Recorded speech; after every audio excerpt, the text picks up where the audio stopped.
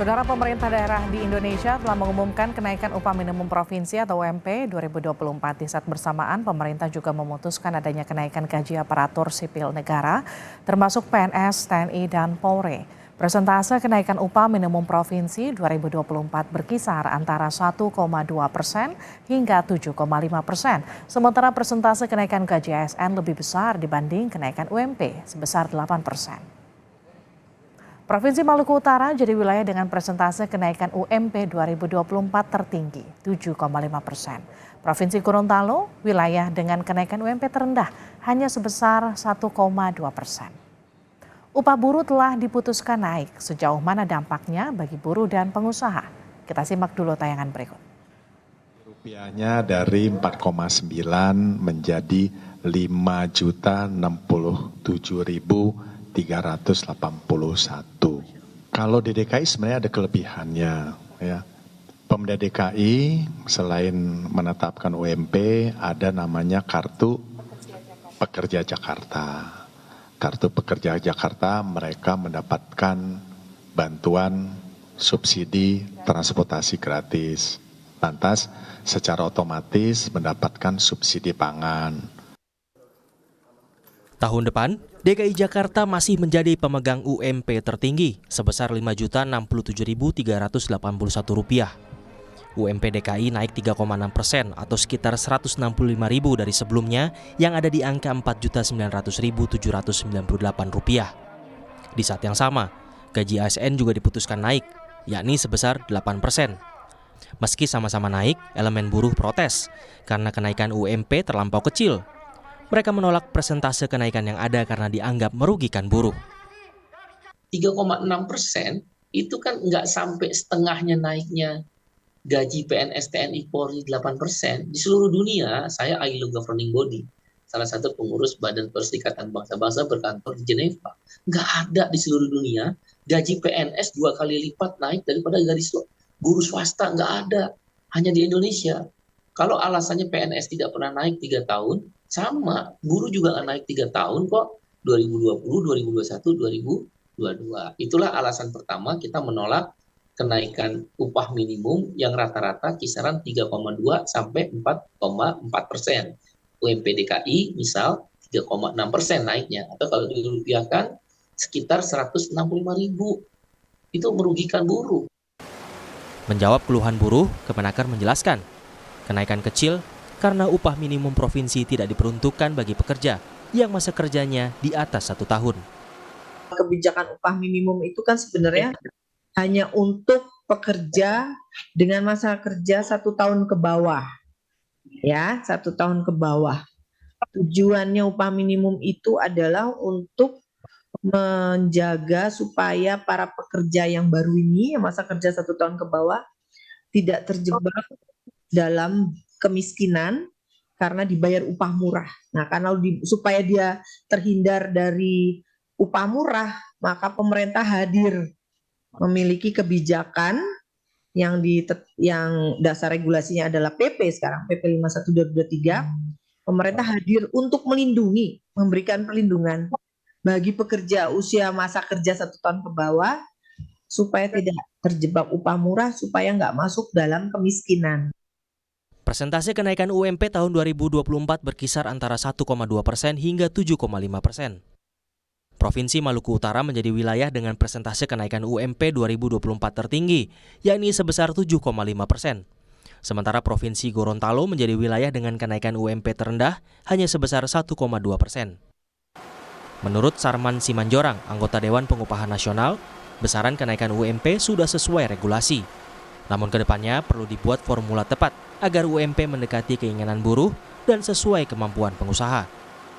Bagaimana kita ke depan mampu menciptakan formula yang tepat dalam hal ini, ya, karena terus terang bahwa masalah upah ini kan bukan hanya kepentingan daripada serikat pekerja, tapi juga kepentingan pelaku usaha juga ada di sini, gitu loh. Artinya bahwa bagaimana kita ke depan mampu membuat suatu formula yang mendekati bisa diterima semua pihak, akan tetapi kenaikan UMP itu harus sesuai dengan kemampuan dunia usaha. Kenaikan UMP tiap tahun kerap jadi perdebatan antara pemerintah dan pekerja. Nilainya yang terlampau kecil dianggap tak cukup memenuhi kebutuhan buruh di tengah kenaikan harga bahan pokok dan inflasi. Tim Liputan, Kompas TV.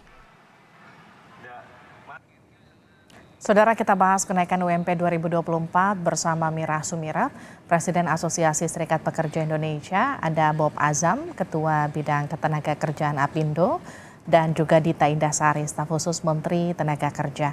Mbak Dita, terima kasih sudah bergabung. Selamat malam juga untuk Pak Bob, selamat malam juga untuk Mbak Mira. Selamat malam. Baik, saya ke Mbak Mira dulu. Jadi pemerintah bilang perhitungan UMP dibuat sesuai regulasi. Tanggapan Anda, Mbak Mira? Ya, yang pertama kami kecewa ya atas putusan pemerintah karena menetapkan UMP 2024 dengan PP 51/2023. Kekecewaan kami ini tentu pakai dasar ya, karena memang saat ini kami telah mengusulkan kepada pemerintah untuk mengusulkan UMP 2024 itu 15%, tapi kenyataannya sudah terjadi di sekitar 1,sekian% sampai di bawah 7%. Dan kalau dikatakan itu untuk menutupi kemiskinan, menurut saya tidak sama sekali, justru malah makin miskin kalau menurut saya, karena memang kenyataannya kalau kita breakdown dengan angka yang sekarang sudah diberikan, ditetapkan oleh pemerintah, dimasukkan ke dalam satu kebutuhan dasar para pekerja buruh, itu pekerja buruh tidak mendapatkan secara layak dan secara berkeadilan ya. Lagi-lagi kami tentu sangat-sangat kecewa dengan keputusan pemerintah, karena ternyata pemerintah tidak mendengarkan suara hati nurani rakyat dan tidak pro terhadap rakyat, masih pro terhadap upah murah. Oke, kalau Mbak Mira kecewa, Pak Bob bagaimana mendengar atau melihat kenaikan UMP ini? Ya kalau lihat pengusaha kan juga macam-macam ya. Ada yang memang situasi ekonominya bagus, ada juga yang baru pulih dari COVID, ada juga yang struggle, sedang menghadapi penurunan loading seperti sektor tekstil, kemudian sepatu. Mereka mengalami drop order sampai 50%. Jadi situasinya mereka antara hidup dan mati. Ya saya baru saja bicara dengan salah satu pemilik pabrik alas kaki ya di Tangerang. Itu tinggal satu perusahaan loh yang berusia lebih dari 30 tahun. Yang lain udah tutup.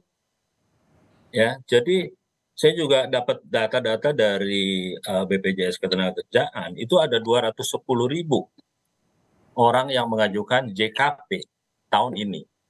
Artinya ada 210.000 orang kehilangan pekerjaan. Nah, jadi menurut saya upah minimum itu refleksinya harus kepada penyerapan tenaga kerja. Nah, sedangkan masalah kesejahteraan buruh, sekali lagi, minimum ini kan upah yang terendah, bukan yang tertinggi ya. Upah terendah. Jadi nggak fair juga ya kalau di-compare dengan ASN ya. Ini upah terendah untuk mereka yang masa kerjanya kurang dari 1 tahun. Bagaimana dengan mereka yang lebih dari 1 tahun? Silahkan dibicarakan di bipartit masing-masing perusahaan. Kalau perusahaannya bagus, ya bisa naik lebih tinggi. Tapi kalau perusahaannya nggak bagus, ya disesuaikan. Nah, jadi saya yang terus terang bingung ya, tiap tahun kok kita ributnya untuk mereka yang kurang dari 1 tahun. Oke. Lebih dari 1 tahun kan dibicarain dong di perusahaan masing-masing, ya kan? Dan yang paling tahu kondisi perusahaannya itu kan perusahaannya itu sendiri dan serikat pekerjanya. Baik Pak Bob, Mbak Mira gimana menjawab pernyataan Pak Bob? Ya, yang pertama saya menginformasikan kepada Pak Bob dan juga pihak kementerian, pihak pemerintah bahwa yang demo-demo itu kelihatan kan ya bahwa mereka masa kerjanya di atas 1 tahun 2 tahun. Kenyataannya Pak Bob, mereka itu mendapatkan upah minimum, itu persoalannya. Dan sayang sekali dari pihak pemerintah juga kan nggak ada sanksi untuk para pelaku usaha yang masih masih melanggar aturan ini gitu. Ada memang struktur skala upah, tapi peraturan struktur skala upah itu tidak dijalankan oleh para pengusaha yang oknum-oknum tersebut gitu. Maka dari itu mereka teman-teman kami, teman-teman saya yang masa kerjanya 5 tahun, 10 tahun masih UMP Pak Bob gitu. Itu persoalan gitu ya. Lalu yang kedua, kalau dikatakan dari bawah saya banyak pengusaha yang memang sudah sangat tutup dan sebagainya. Gini Pak Bob, kami meminta kenaikan atau penyesuaian upah sebesar sejumlah 15%. Itu satu bukan untuk memperkaya diri, tidak sama sekali. kami kemarin itu terdampak pandemi COVID 3 tahun gitu ya, 2020, 2021, 2022, belum kami sengaja di pertengahan tahun 2022 itu kenaikan harga BBM, belum lagi ada peraturan Omnibus Law gitu ya, dan sekarang dihadapkan dengan kenaikan harga pangan yang luar biasa tinggi. Nah memang kesannya tadi Pak Bob sampaikan bahwa ini kenapa nih setiap tahun gitu ya ribut soal upah gitu ya. Betul Pak Bob, sepanjang pemerintah negara belum hadir terhadap rakyatnya untuk memenuhi kebutuhan dasar rakyatnya, maka sepanjang itulah yang namanya kita benturan tentang upah gitu loh. Baik. Kalau seandainya misalnya kita bandingkan dengan negara-negara Eropa itu, mereka sudah tidak lagi bicara tentang upah, tetapi mereka bicara tentang bagaimana negosiasinya antara pengusaha dan pekerjanya. Oke. Nah, mereka bicara kesehatan sudah ditanggung oleh negara, pendidikan sudah ditanggung secara free oleh negara, transportasi publiknya juga ditanggung oleh negara, pajaknya demikian. Nah, tetapi kita, negara Republik Indonesia yang kaya raya ini, saya yakin kaya raya dan bisa gitu. Tapi itu tidak hadir negara untuk Baik. rakyatnya ketika memenuhi tentang upah. Gimana tuh Mbak Dita menengahi antara teman-teman buruh dan juga teman-teman pengusaha? Ya, pertama, jadi memang sejak jauh-jauh hari kita sudah menduga bakal ada protes dan ketidaksetujuan terutama dari teman-teman pekerja ya, dan juga mungkin dari sebagian teman-temannya Pak Bob. Makanya sejak bulan Juli dan Agustus kita sudah melakukan serap aspirasi di 18 provinsi, kemudian konsultasi publik di 10 provinsi sepanjang bulan Oktober, dengan harapan bisa mencapai satu, kalaupun bukan kata sepakat, tapi pengertian bersama tentang upah minimum dan upah di atas masa kerja 1 tahun. Jadi memang ada begini Mbak, ada harapan kita agar upah minimum itu gap atau kesenjangan upah antar kabupaten dan antar provinsi itu bisa dihilangkan atau paling tidak didekatkan. Jadi kenapa kalau kita lihat sekarang upah minimum kota, Kabupaten Lebak dan Pandeglang misalnya, itu hanya 2,9 juta per bulan. Sementara upah minimum di Kabupaten Tangerang itu 4,5 juta. Jadi ada gap yang besar, yang tugas kita adalah mengangkat yang di bawah ini, yang seperti Lebak, Tangerang, Ngawi, Magetan, Pacitan, supaya jaraknya tidak terlalu besar dengan Tangerang, Gresik, Lamongan, Sidoarjo, Surabaya, Jakarta misalnya. Nah, untuk itu maka persentase bagi teman-teman yang di Tangerang, di Bekasi, kota-kota industri besar, itu kenaikannya memang tidak mungkin terlalu besar. Karena kita prioritas mendorong yang di kota-kota kabupaten yang upahnya masih kecil, yang masih di. Terus yang kedua begini Mbak, saya senang Mbak Mirah tadi mengangkat persoalan yang krusial. Saya senang banget bahwa teman-teman yang demo ke kantor kami maupun ke kantor pemerintah ya, itu masa kerjanya di atas 1 tahun, tapi upahnya kok masih upah minimum. Padahal upah minimum itu hanya untuk yang masa kerja di bawah 1 tahun.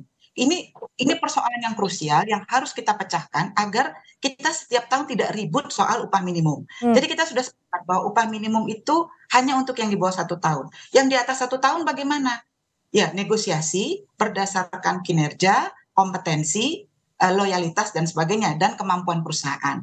Nah, kita Mbak, karena kita ingin anak-anak di atas 1 tahun ini upahnya jangan upah minimum lagi, maka kita sudah memberikan tugas juga wewenang kepada Dewan Pengupahan untuk melakukan monitor struktur skala upah di tiap-tiap daerah.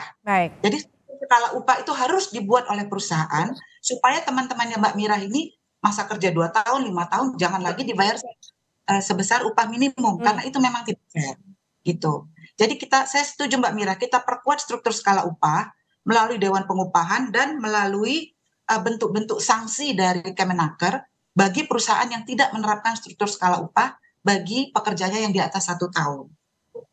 Bagaimana tuh Mbak Mira? Tahun ini konflik kita ini. Ya memang itu yang kita harapkan sanksi, garis bawahi sanksi ya. Persoalannya selama ini tuh kita sering mengadu juga kan ke Kementerian Tenaga Kerja terkait dengan pemberian kawan-kawan upahnya masih ada yang di bawah UMP gitu ya, dan masih UMP udah bertahun-tahun. Toh sanksi itu tidak pernah muncul dengan alasan pemerintah menyampaikan bahwa kalau kami berikan sanksi misalnya pahitnya itu penutupan, maka yang rugi yang merasakan ini juga nanti negara gitu ya, pengangguran menjadi lebih banyak lagi gitu ya.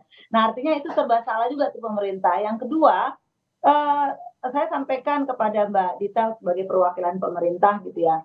Ini Mbak, kalau menggunakan formulasi PP 51 2024 yang inflasi ditambah pertumbuhan ekonomi dan koefisiensial tertentu, nggak fair gitu menurut saya. Jadi kalau saya melihat itu belum ada proyeksi, kalau bagaimana mungkin kita akan menghitung angka masa depan, angka tahun depan, tapi indikatornya itu tahun yang sekarang, angkanya kan nggak fair kalau menurut saya.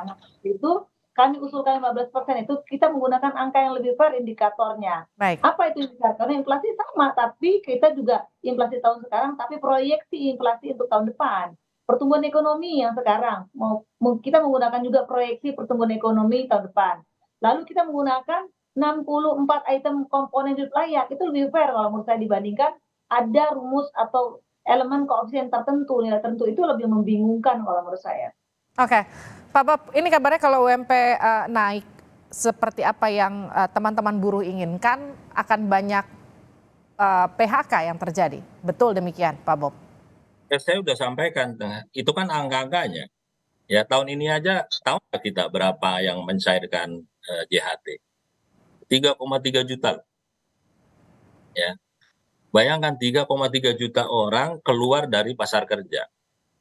Pada waktu yang bersamaan ada 3 juta yang lulus sekolah, yang masuk pasar kerja, yang kita harus cari pekerjaan. Jadi saya lihat bahwa persoalan di negara kita ini adalah pekerjaan. Nah oleh karena itu, tadi kan sudah bicara dengan Bu Mira. Bu Mira ini teman saya di Dewan Pengupahan Nasional. kita ini udah bertahun-tahun nih ya sama Bu Mira untuk cari solusinya. Kita udah sepakat nih persoalannya ada di mereka yang lebih 1 tahun. Struktur skala upah sebenarnya itu jawabannya. Tinggal sekarang bagaimana law enforcement-nya gitu loh. Supaya situasi yang tiap tahun berulang-ulang ini harus diputus gitu loh. Ya, kita juga di pengusaha nggak ingin juga kita berdiri di atas upah buruh itu, kita nggak ingin gitu loh. Kita ingin buruh kita sejahtera gitu loh.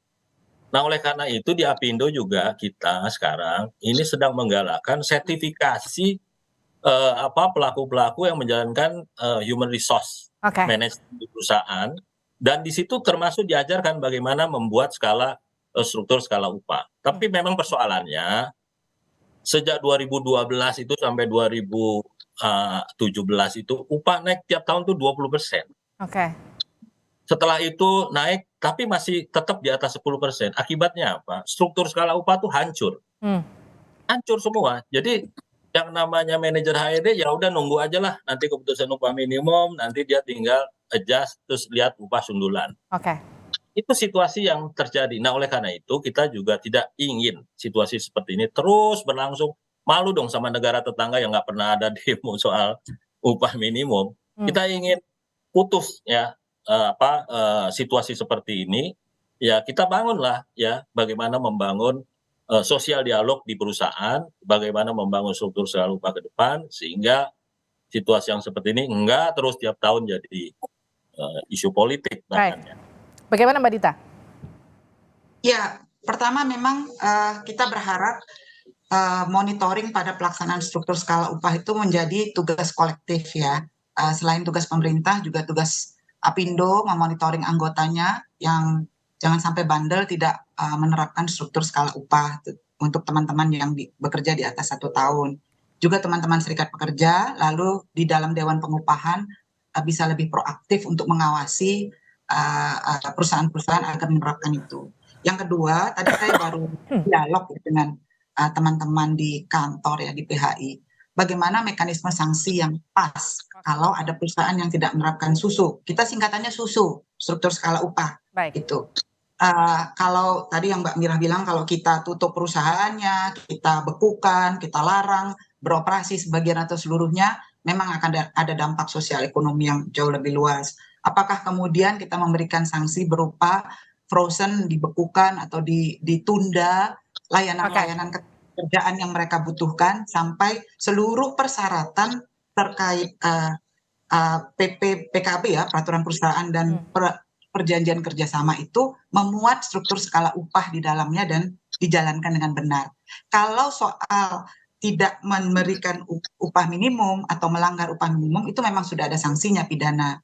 Tapi kalau untuk struktur skala upah memang harus lebih dipertegas lagi, diperkuat lagi karena itu wilayah bipartit, Mbak. Jadi memang sanksinya pun sejauh ini masih administratif. Mbak Mira, bagaimana mendengar penjelasan ini, cukupkah menurut Anda? Ya, yang pertama pemerintah harus menurunkan harga-harga barang kebutuhan pokok. Karena kalau upahnya seperti ini, dia tidak akan pernah bisa memenuhi kebutuhan hidupnya. Harus turun, karena harga beras sekarang ini naik 20%, harga bahan-bahan kebutuhan pokok yang lainnya juga naik. Cenderung malah tidak terkendali saat ini, dan ini menjadi sangat berat bagi kami. Yang kedua, kami minta kepada pemerintah untuk buat satu kebijakan gitu ya, yang jangka panjang itu berdampak diterimakan kepada buruh secara langsung. Jadi kalau bantuan sosial, pekerja buruh itu nggak merasakan sama sekali, dan data itu dipegang oleh para RT, RW, kelurahan, dan data itu nggak berubah itu aja. Padahal depan rumah si RT itu orang di PHK, nggak dapat bantuan sama sekali. Yang ketiga, saya minta pemerintah memberikan kebutuhan dasar, memenuhi kebutuhan dasar para pekerja dan seluruh Indonesia. Tolong gratiskan itu yang namanya kesehatan bagi buruh dan rakyat. Tolong gratiskan pendidikannya untuk buruh dan rakyat. Tolong gratiskan itu transportasi publik untuk bagi buruh dan rakyat. Artinya itu menjadi ringan. Dan Pak Bob, sepanjang kebutuhan dasar rakyat Indonesia ini belum terpenuhi oleh negara, maka sepanjang itu ada keributan atau perlawanan upah dari para buruh Indonesia gitu loh. Lalu yang keempat, kalau menurut saya gini, perspektif negara, pemerintah bahwa menaikkan roda ekonomi itu menjadi tinggi dengan ada investasi, tolong dikoreksi lah kalau menurut saya. Toh kenyataannya juga data menyatakan investasi yang masuk ke Indonesia hanya investasi jasa keuangan. Kalaupun bicara tentang lapangan pekerjaan, itu nggak menarik seperti yang lapangan investasi padat karya, hanya pertambangan, dan itu pun dibawa tenaga kerjanya dari mereka, turnkey project ya. Nah saya minta gitu loh, itu dirubah persepsinya. Gimana kalau upahnya tinggi, maka perekonomian negara pun akan tinggi. Kenapa demikian? Karena akan menaikkan daya beli konsumsi masyarakat. Sehingga barang produksi yang dihasilkan oleh Pak Bob dan kawan-kawan ini akan dibeli karena upahnya tinggi, dan kemudian roda ekonomi bergerak dengan baik. Demikian. Selain tadi yang kemudian Anda katakan soal law enforcement akan seperti apa? Apalagi kemudian solusi yang menurut Anda akan jadi win-win solution antara pengusaha dan juga buruh, juga pemerintah, Pak Bob? Jadi saya ingin menambahkan sedikit ya, bahwa anggota APindo itu 90% itu adalah usaha kecil menengah ya, UMKM. Ya. Hanya beberapa yang memang perusahaan menengah atas ya, dan saya yakin kalau perusahaan menengah atas pasti mereka sudah punya struktur skala upah gitu. Nah jadi ini sih isu yang udah bertahun-tahun kita bicarain juga dengan Bu Mira nih di Dewan Pengupahan Nasional ya. Jadi memang harus kita selesaikan masalah di tempat masalahnya gitu. Ya, jadi salahnya bukan upah minimum, tapi bagaimana membangun sosial dialog di level perusahaan, kemudian juga bagaimana membangun struktur skala upah dan bagaimana pembinaan dan pengawasan gitu. Menurut saya itu pilarnya itu 3 hal tersebut ya. Dan jangan nunggu November lagi kemudian kita ribut lagi di Kompas TV lagi gitu loh ya. Sejak Januari kita sudah harus mulai melakukan pertemuan-pertemuan sosial dialog dan terus-menerus dilakukan. Kita banyak terima bantuan luar negeri ya. Baik. Mereka menawarkan bantuan luar negeri untuk apa? Sosial dialog. Mereka udah tahu kok. Mereka pengamat luar negeri udah tahu masalah kita tuh tidak ada sosial dialog di level tingkat perusahaan. Itu yang harus kita selesaikan. Dan APindo kita sudah bicara dengan Ibu Menteri ya, bahwa kita akan mensupport ya, membantu supaya anggota kita itu mampu untuk melaksanakan sosial dialog di level perusahaan ya. Mengenai sosial dialog itu jadi salah satu isu krusial yang kemudian menyebabkan hal seperti ini terjadi setiap tahun, Mbak Dita. Solusi lain Anda?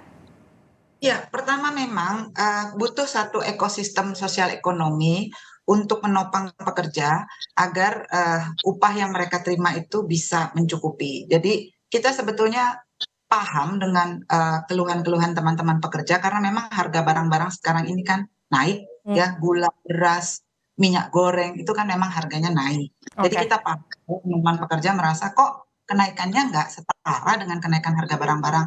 Jadi memang butuh solusi kolektif bersama untuk mengatasi agar boleh upah tidak naik terlalu tinggi, 20-25%, tapi ada pengendalian terhadap harga barang-barang dan pendataan ulang. Nah, ini usulan yang bagus dari Mbak Mira. Kalau ada buruh pekerja yang ter-PHK, otomatis dia bisa masuk ke dalam zona pekerja penerima bantuan pemerintah, kan begitu tadi ya, supaya dia tidak dikeluarkan dari penerima bantuan pemerintah. Nanti kalau dia sudah bekerja lagi, baru dia dikeluarkan. Begitu. Ini usulan yang bagus. Baik, terima kasih Mbak Dita, Mbak Mira, dan juga Pak Bob sudah bergabung di Sapa Indonesia Malam.